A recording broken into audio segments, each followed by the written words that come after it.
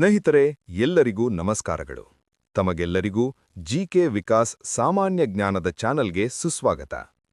ಇನ್ನು ಹೆಚ್ಚಿನ ಸಾಮಾನ್ಯ ಜ್ಞಾನದ ವಿಡಿಯೋಗಳಿಗಾಗಿ ನಮ್ಮ ಚಾನಲನ್ನು ಸಬ್ಸ್ಕ್ರೈಬ್ ಮಾಡಿರಿ, ಲೈಕ್ ಮಾಡಿರಿ ಹಾಗೂ ಶೇರ್ ಮಾಡಿರಿ. ನಿಮಗೆ ಯಾವುದಾದರೂ ವಿಷಯದ ಕುರಿತು ವಿಡಿಯೋ ಬೇಕಾದಲ್ಲಿ ತಿಳಿಸಲು ತಮ್ಮಲ್ಲಿ ಕೋರಲಾಗಿದೆ. ಬನ್ನಿ, ಈಗ ವಿಡಿಯೋವನ್ನು ಆರಂಭಿಸೋಣ. ಸ್ನೇಹಿತರೆ, 2025-26ರ ಕರ್ನಾಟಕ ರಾಜ್ಯದ ಬಜೆಟ್ನ ಮುಖ್ಯಾಂಶಗಳು. ಹಿಂದಿನ ಸಂಚಿಕೆಯ ಮುಂದುವರೆದ ಭಾಗ ಇದಾಗಿದೆ. ಮೊದಲಿಗೆ 2025-26 ಸಾಲಿನಲ್ಲಿನ ಆರ್ಥಿಕ ಬೆಳವಣಿಗೆ ಬಗ್ಗೆ ತಿಳಿಯೋಣ ಸ್ನೇಹಿತರೆ.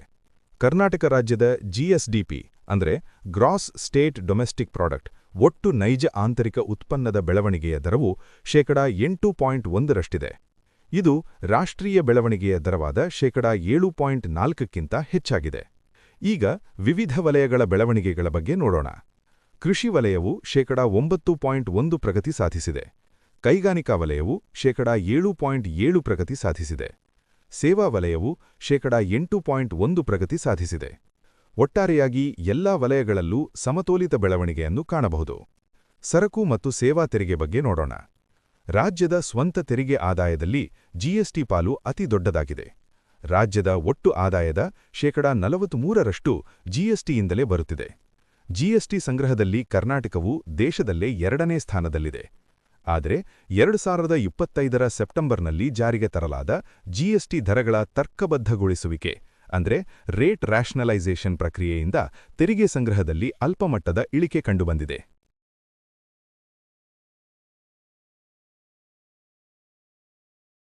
ಹಣಕಾಸು ಆಯೋಗ ಕರ್ನಾಟಕದ ಬಗ್ಗೆ ಮಾಡಲಾದ ಶಿಫಾರಸುಗಳ ಬಗ್ಗೆ ತಿಳಿಯೋಣ. 14ನೇ ಹಣಕಾಸು ಆಯೋಗ 2015-2020. ಅಧ್ಯಕ್ಷರು ವೈ.ವಿ. ರೆಡ್ಡಿ.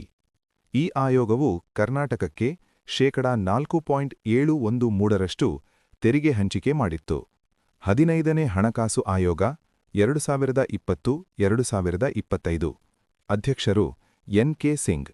ಈ ಆಯೋಗವು ಕರ್ನಾಟಕಕ್ಕೆ 3.647ರಷ್ಟು ತೆರಿಗೆ ಹಂಚಿಕೆಯನ್ನು ಮಾಡಿತ್ತು.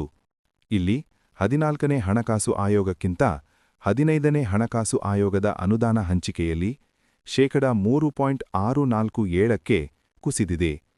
ಇದರ ಪ್ರಕಾರ 6 ವರ್ಷಗಳ ಅವಧಿಯಲ್ಲಿ ರಾಜ್ಯಕ್ಕೆ ಸುಮಾರು 65,000 ಕೋಟಿ ನಷ್ಟ ಉಂಟಾಗಿದೆ. ಇನ್ನು 16ನೇ ಹಣಕಾಸು ಆಯೋಗ 2026-2031. ಅಧ್ಯಕ್ಷರು ಅರವಿಂದ್ ಪನಗರಿಯಾ ಇದ್ದಾರೆ. ಈ ಆಯೋಗವು ಕರ್ನಾಟಕಕ್ಕೆ 4.131ಕ್ಕೆ ನಿಗದಿಪಡಿಸಿದೆ.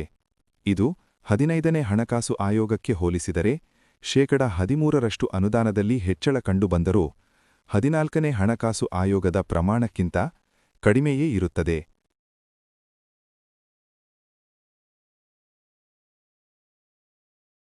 ಈಗ ರೇಷ್ಮೆ ಕೃಷಿಯ ಬಗ್ಗೆ ತಿಳಿಯೋಣ. ಭಾರತದ ಒಟ್ಟು ಉತ್ಪಾದನೆಯಲ್ಲಿ ಕರ್ನಾಟಕದ ಪಾಲು 46ರಷ್ಟನ್ನು ಹೊಂದಿದೆ. ಆದುದರಿಂದ ಕರ್ನಾಟಕವು ಭಾರತದ ರೇಷ್ಮೆ ರಾಜಧಾನಿ ಎನಿಸಿದೆ.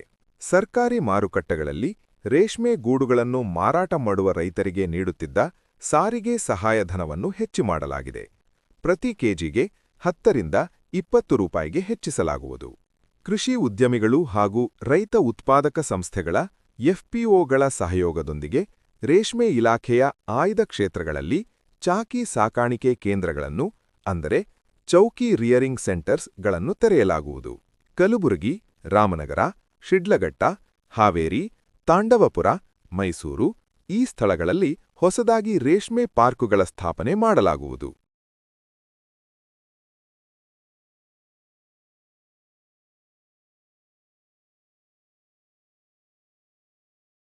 ಈಗ ಕೃಷಿಯ ಕ್ಷೇತ್ರದ ಬಗ್ಗೆ ಬಜೆಟ್ನ ಮುಖ್ಯಾಂಶಗಳನ್ನು ನೋಡೋಣ.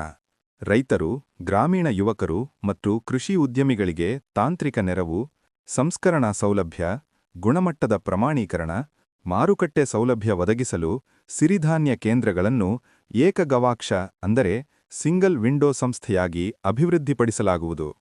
ಬೆಳೆಗಳಿಗೆ ತಗಲುವ ಕೀಟ ಮತ್ತು ರೋಗಬಾಧೆಯನ್ನು ಆರಂಭಿಕ ಹಂತದಲ್ಲೇ ಪತ್ತೆ ಮಾಡುವುದು ಮತ್ತು ಪರಿಸರ ಸ್ನೇಹಿ ಜೈವಿಕ ಕೀಟನಾಶಕಗಳ ಬಳಕೆಯನ್ನು ಉತ್ತೇಜಿಸಲು ಸಸ್ಯ ಸಂಜೀವಿನಿ ಯೋಜನೆಯನ್ನು ಜಾರಿಗೆ ತರಲಾಗಿದೆ. ಇದರ ಅವಧಿ 3 ವರ್ಷಗಳಿರಲಿದೆ. ಮಣ್ಣಿನ ಸಾವಯವ ಇಂಗಾಲವನ್ನು ಹೆಚ್ಚಿಸಲು ಮಣ್ಣಿನ ಭೌತಿಕ, ರಾಸಾಯನಿಕ ಮತ್ತು ಜೈವಿಕ ಆರೋಗ್ಯವನ್ನು ಸುಧಾರಿಸುವುದು ಹಾಗೂ ಪರಿಸರ ಸ್ನೇಹಿ ಹಾಗೂ ಸುಸ್ಥಿರ ಕೃಷಿಯನ್ನು ಉತ್ತೇಜಿಸಲು ವಸುಧಾಮೃತ ಕಾರ್ಯಕ್ರಮವನ್ನು ಜಾರಿ ತಂದಿದೆ. ಈ ಯೋಜನೆಯ ಅವಧಿ 3 ವರ್ಷಗಳು.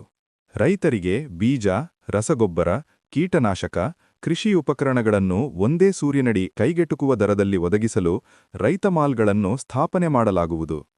ಇದನ್ನು ಪ್ರಾಯೋಗಿಕವಾಗಿ ಕೋಲಾರ ಜಿಲ್ಲೆಯ ಎಲ್ಲಾ ತಾಲೂಕುಗಳಲ್ಲಿ ಎಂಎಸ್ಐಎಲ್ ಮೂಲಕ ಪ್ರಾಯೋಗಿಕವಾಗಿ ಸ್ಥಾಪಿಸಲಾಗುವುದು. ಬೆಳೆ ಕಟಾವಿನ ನಂತರ ನಿರ್ವಹಣೆ, ಕೃಷಿ ಉತ್ಪನ್ನಗಳ ಮೌಲ್ಯವರ್ಧನೆ, ಕೃಷಿ ತ್ಯಾಜ್ಯ ಮರುಬಳಕೆಗಾಗಿ ಹಾಗೂ ರೈತರಿಗೆ ಮಾರುಕಟ್ಟೆ ಸಂಪರ್ಕವನ್ನು ಕಲ್ಪಿಸುವ ಉದ್ದೇಶದಿಂದ 100 ಕೋಟಿ ವೆಚ್ಚದಲ್ಲಿ ಮುಖ್ಯಮಂತ್ರಿಗಳ ಕೃಷಿ ವಿಸ್ತಾರ ಯೋಜನೆ ಜಾರಿ ತಂದಿದೆ. ಈ ಯೋಜನೆಯು 3 ವರ್ಷಗಳವರೆಗೆ ಜಾರಿಯಲ್ಲಿರುತ್ತದೆ. ಹವಾಮಾನ, ಮಾರುಕಟ್ಟೆ, ಕೃಷಿ ತಂತ್ರಜ್ಞಾನ ಮತ್ತು ಇಲಾಖೆಯ ಸೇವೆಗಳ ಕುರಿತು ರೈತರಿಗೆ ತ್ವರಿತ ಮಾಹಿತಿ ಒದಗಿಸಲು ರೈತ ಕರೆ ಕೇಂದ್ರಗಳನ್ನು ಕೃತಕ ಬುದ್ಧಿಮತ್ತೆ ಅಂದರೆ ಎಐ ತಂತ್ರಜ್ಞಾನದ ಮೂಲಕ ಉನ್ನತೀಕರಿಸಲಾಗುವುದು.